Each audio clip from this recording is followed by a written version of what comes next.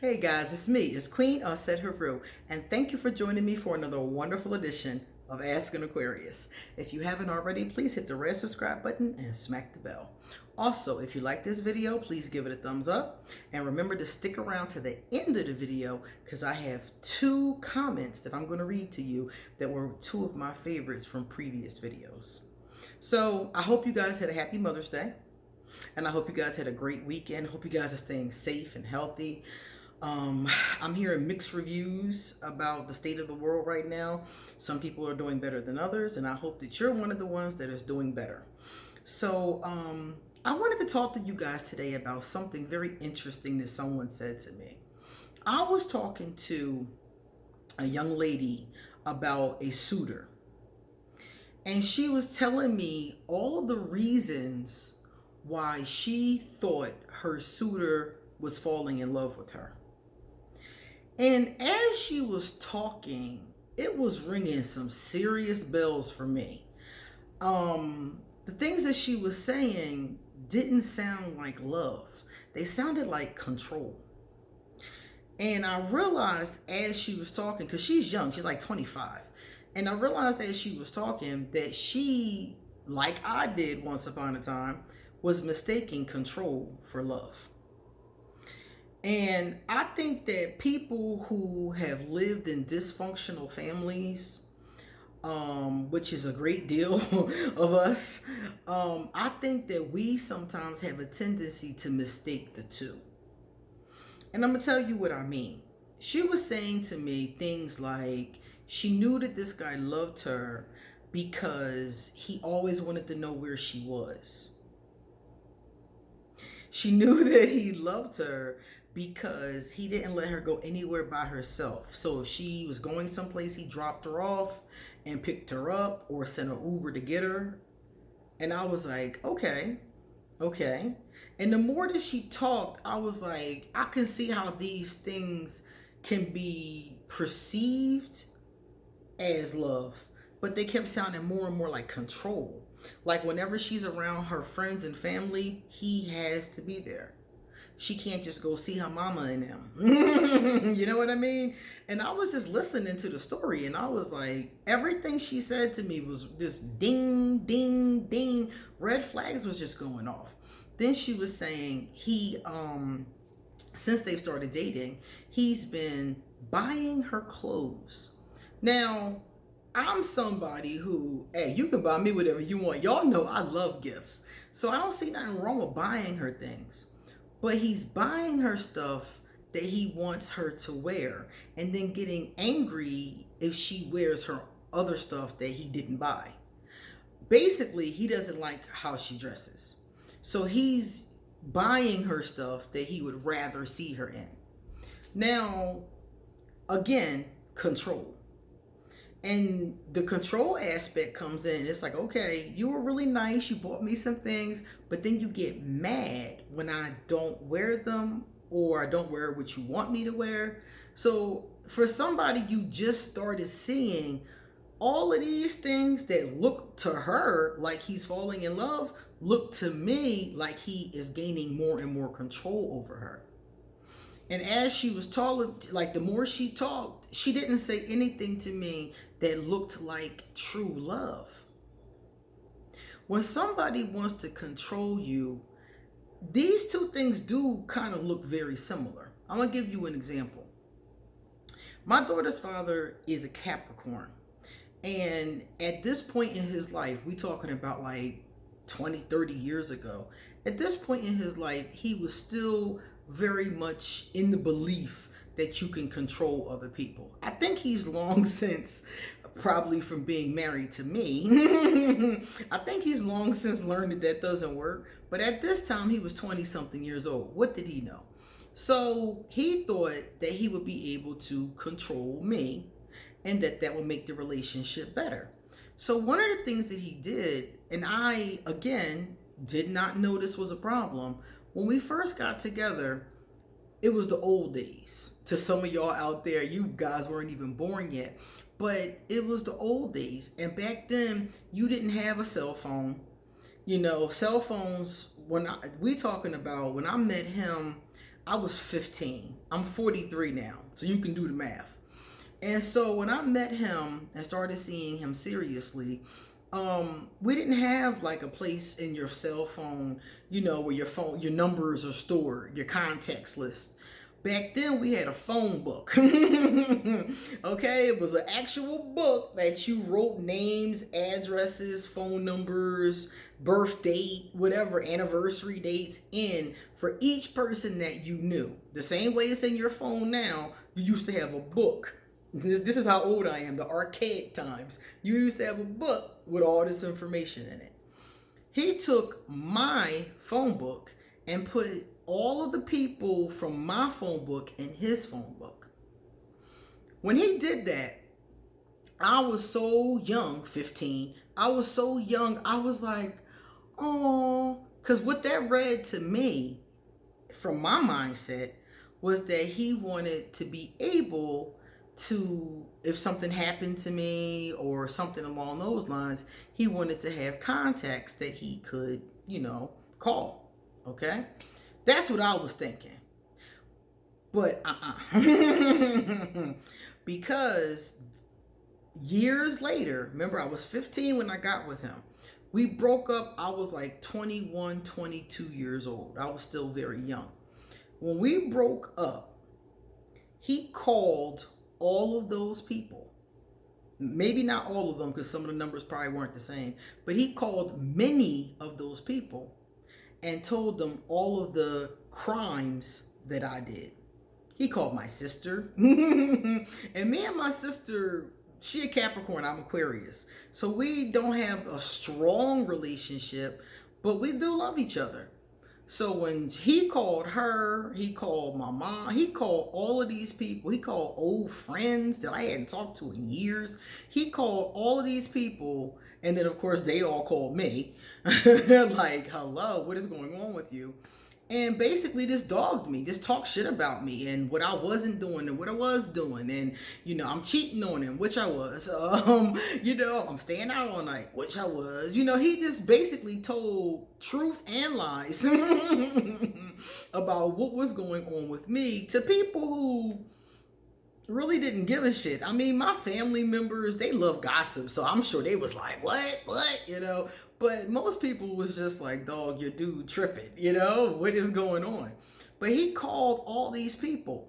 So a gesture that I thought was sweet and loving turns out was about control in the end. Because he was trying to humiliate me and shame me into acting right in the relationship.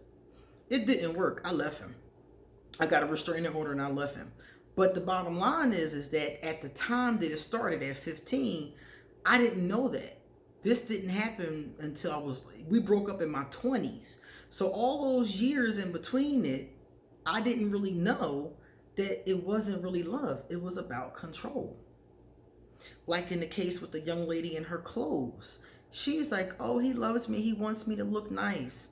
No, he wants you to look the way he wants you to look. Now, I'm not saying that his tastes aren't good. His taste might be better than hers.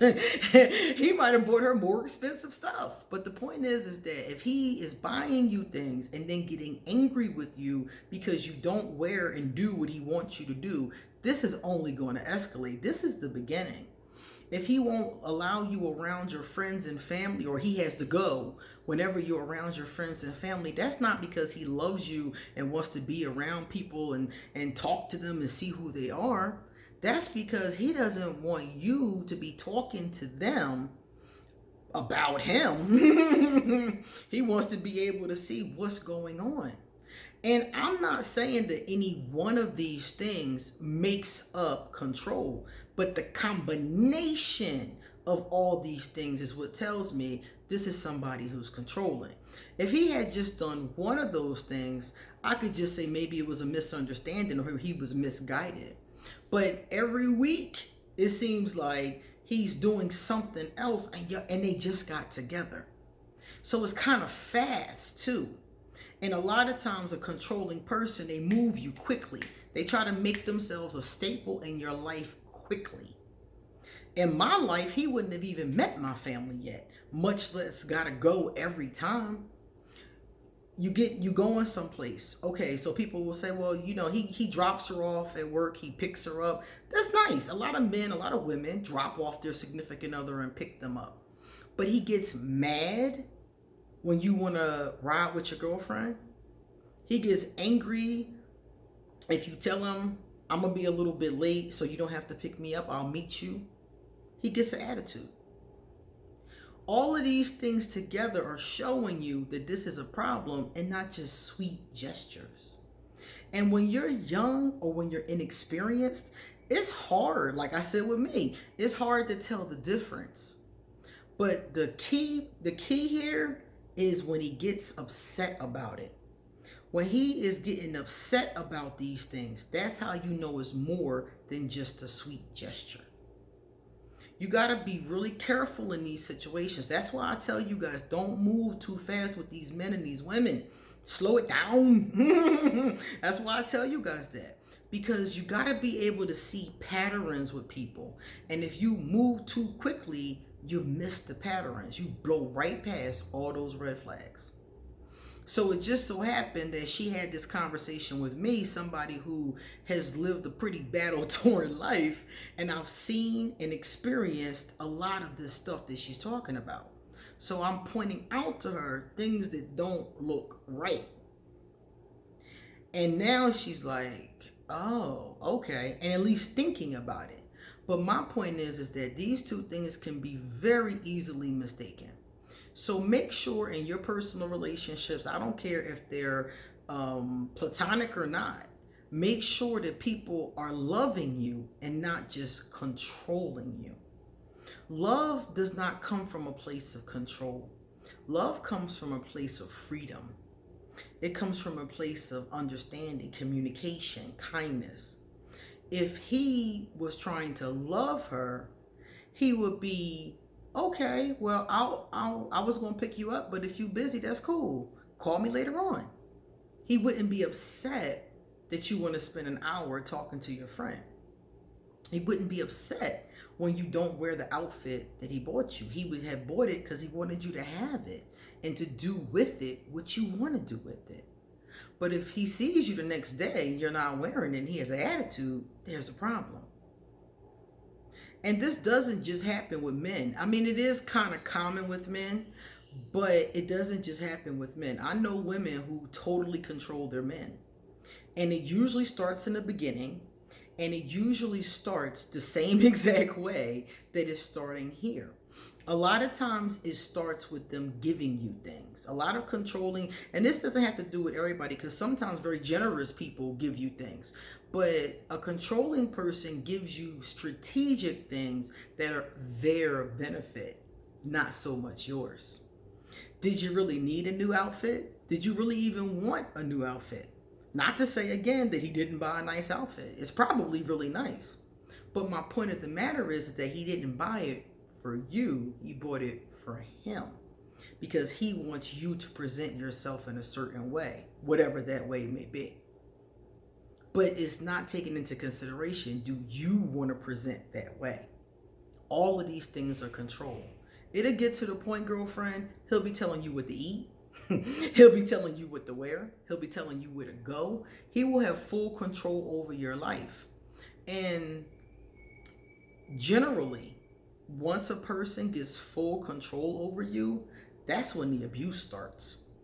Because at that point, you are so confused that you can't even make a decision without running it by them. And that's when the verbal abuse starts, or the physical abuse, or a combination of emotional, verbal, physical, and all the above. But it starts with the control. A person has to control you. And some people, it's not with buying you things or doing things. Some people, it's with emotion.